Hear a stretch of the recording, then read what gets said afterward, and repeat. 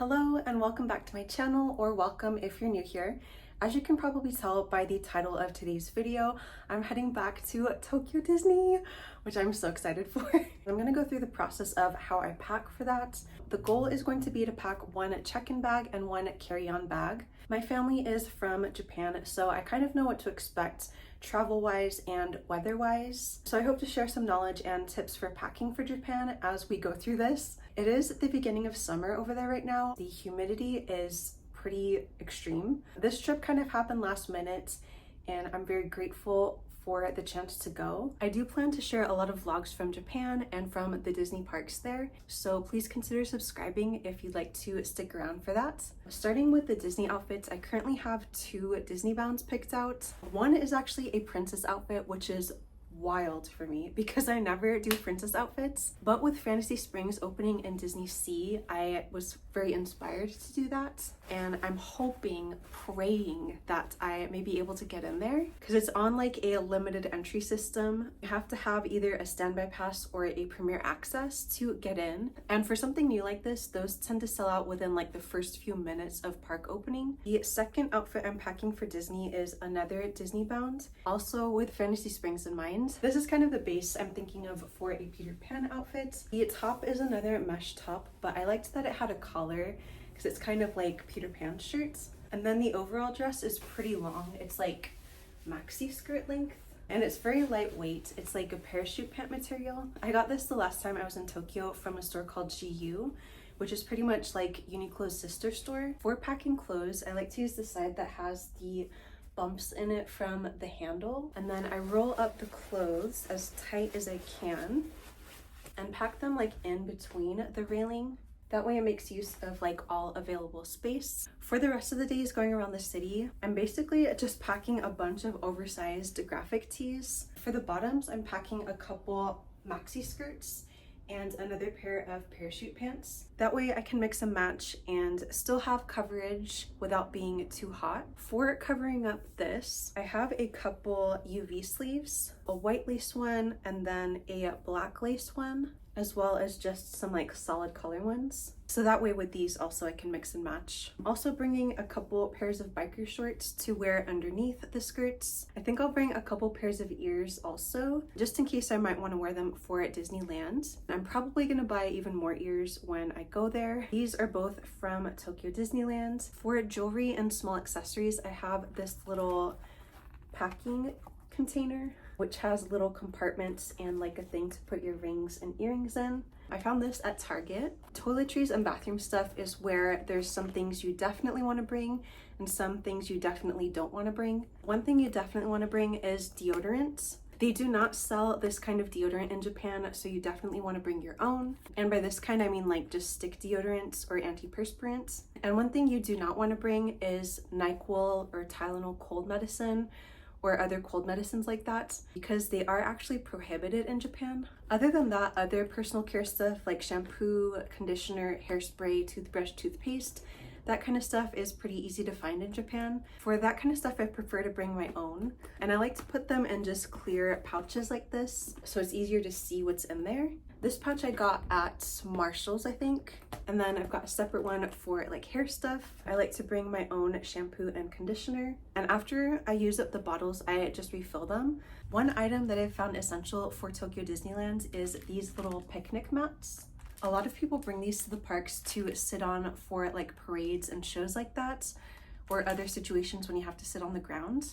I'm planning to go to DisneySea as early as I can to wait before the park opens, just to have the best chance of getting into Fantasy Springs. But these are going to come in handy for sitting on the ground and waiting for that, especially if it happens to be raining, which I really hope that it does not. June is usually considered like the rainy month in Japan, and it's like the start of typhoon season, so I'm kind of gambling with the weather.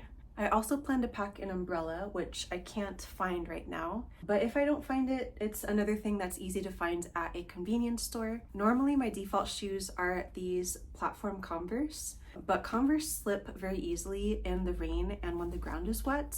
So I think I'm just gonna take my Fila's as my one and only shoe. For me, these are comfortable to walk in all day and they're less slippery than the Converse. Also packing a curling iron. I'm bringing my heatless curlers to do overnight curls with, but bringing this as a backup too in case they like don't come out right or something. If you're traveling from the US, you don't need an adapter for the plugs as long as it's a 2-prong. Japan is compatible with these kind of plugs, but not with the 3-prong ones. Packing always stresses me out.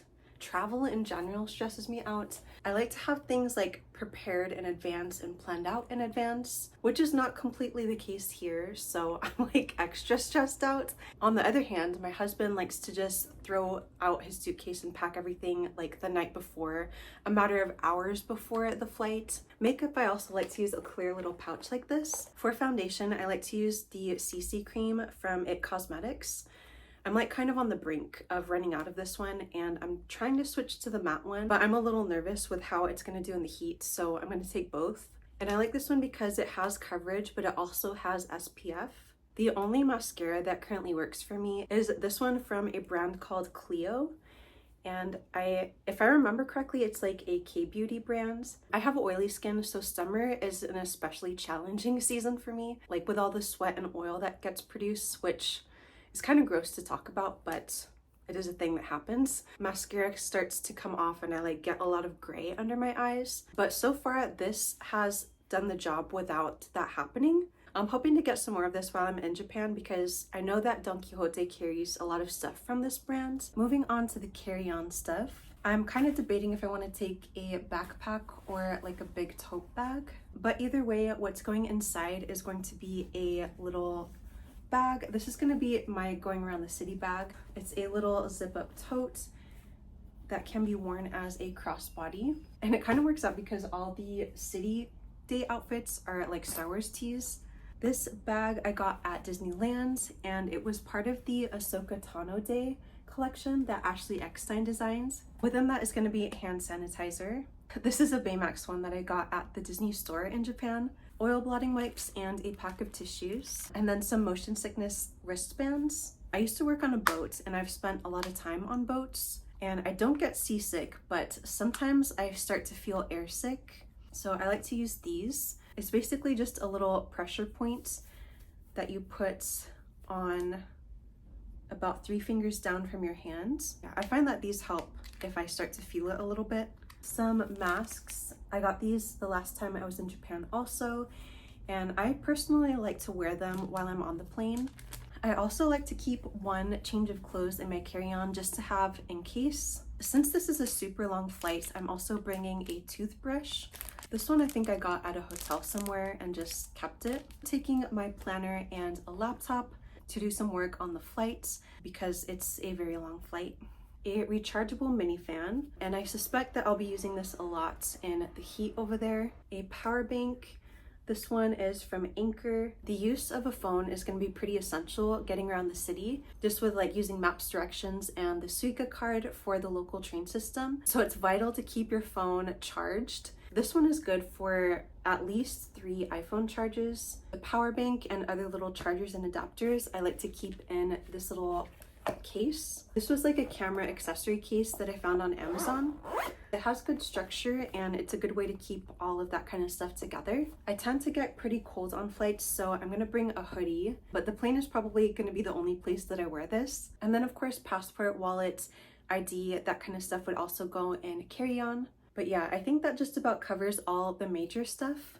I felt like I was kind of like chaotically packing and flailing around in this video, but if you enjoyed it or found it helpful, please be sure to leave a thumbs up. And if you'd like to stick around for the Tokyo Disney vlogs, please be sure to subscribe.